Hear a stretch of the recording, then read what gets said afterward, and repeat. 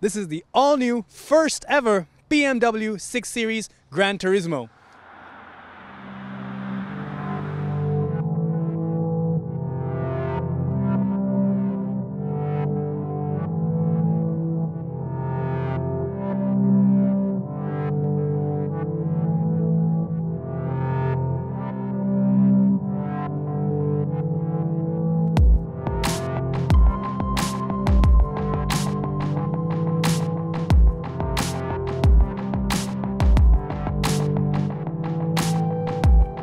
Up here in the front, I agree, it doesn't really look that different. It's very 5 Series-like, even though the front assemblies should be a little bit more 7 Series. I guess I do see a little bit of 7 Series in it as well. These headlights are the adaptive LED lights. All 6 Series GT come as standard with regular LED lights, but as you'll soon find out, there's so many options that you can just keep piling on top of this car, including these adaptive LED lights. They have things such as cornering assist and dazzle protection. Our test car also has the M Sport package, so the bumper is a little bit more aggressive. There has some active aerodynamics, like for example, channels on the side of the bumper to push air around the car. And as you go towards the middle, of course, the trademark BMW twin kidney grills. Very bold, very large, makes a nice statement. And over there in the front, you can also see the radar sensor for the adaptive cruise control. Because our car comes with the M Sport package, we get 19-inch M Sport wheels. You can see a very gradual slope over here, which kind of gives the effect of light and shadow, and these regions down on the side of the door. So you come towards the back, and this is where the 6 Series GT starts taking shape. Of course, we have a Sportback roof, which slowly tapers down all the way back here. And because of the black part of the lower bumper at the back, it kind of gives the effect that the car is being pinched at the rear. This car is 5 meters long and 1.9 meters wide, and it weighs a hefty 1,900 kilograms. But to aid in high-speed stability and cornering, at higher speeds, because this car comes with the optional executive drive package, the car lowers itself down by 10 millimeters, and there's actually a spoiler over here which deploys at higher speeds to make the car hunker down, more agile and more stable. Towards the side, we have new 3-dimensional rear lights, and hallelujah, we have actual exhaust tips. These are not fake exhaust tips. These are actual, and they're trapezoidal in shape. There's 2 of them, and they sound really good.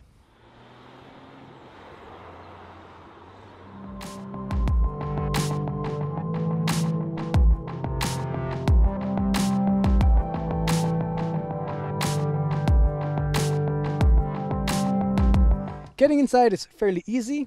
Yes, the seating position is a little bit lower, but thanks to a slightly taller roofline, you don't really have to stoop that much.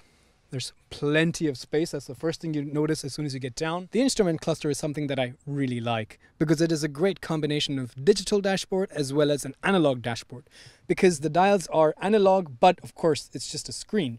But what I really do like is how the dials are outlined by this really nice 3-dimensional metal insert. So it really adds a very nice classy touch to it. Furthermore, as you change between the different driving modes, the color and the information on display and just the overall theme of this display also changes.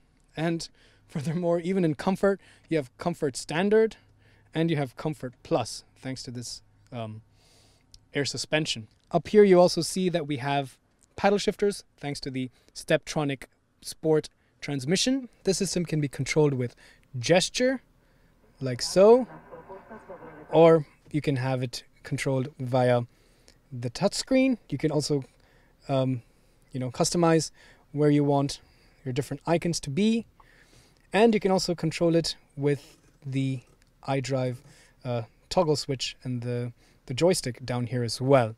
This car also has a 360-degree camera and a backup camera with dynamic guidelines and a dynamic camera view.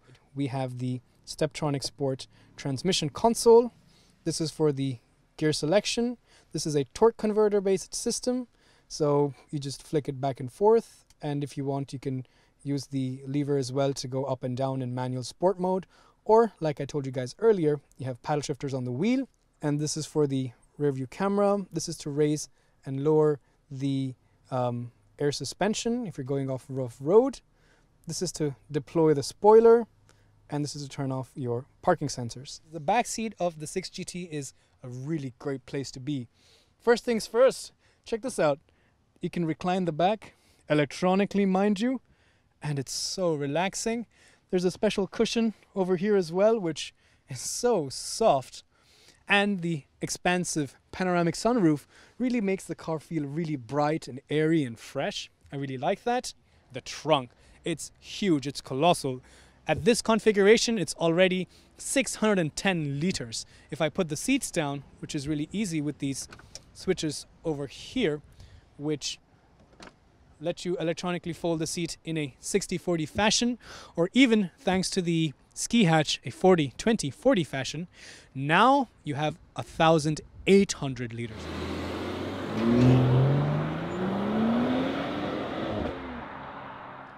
The BMW 6 Series GT comes with 4 engine options: 630D, 640D, 630i, and 640i.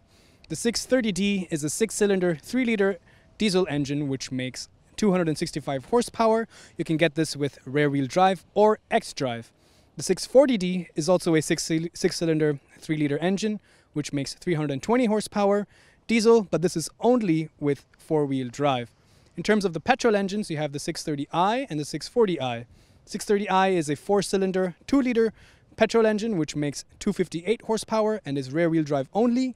And finally, the big daddy is the one we have right here, the 640i, which is a twin-scroll turbo, 6-cylinder, 3-liter engine, inline cylinders, 340 horsepower, petrol, and you can get this with either rear-wheel drive or the X-drive. It certainly feels like a BMW, certainly looks like a BMW, and it certainly drives like a BMW.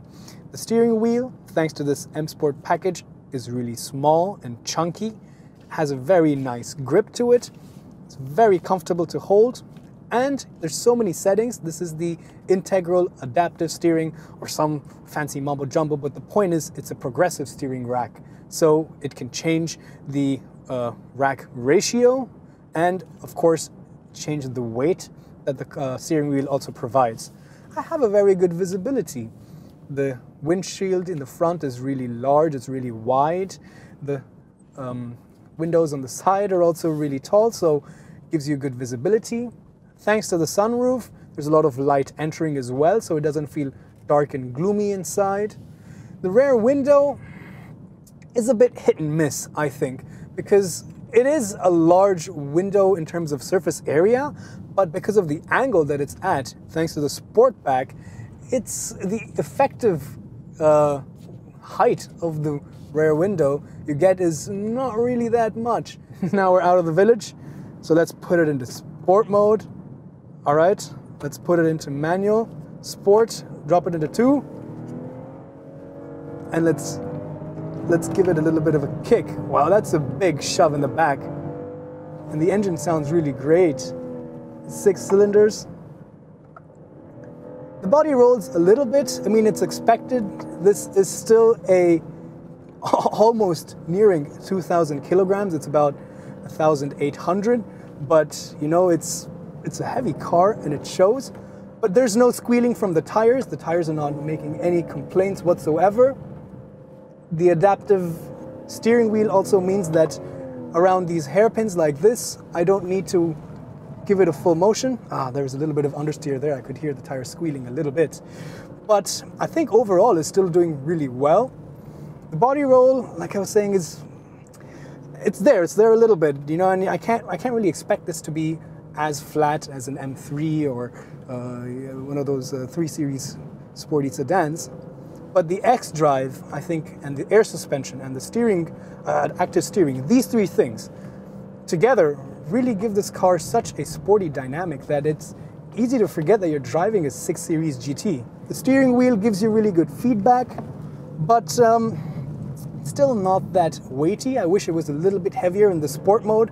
This is sport mode, so it really doesn't get any heavier than this, but it's really direct. It's very confidence inspiring. On long distances, on the highway, In Comfort Plus mode with the cruise control, I think you can expect around 9. And I think that's a fairly good number if you ask me.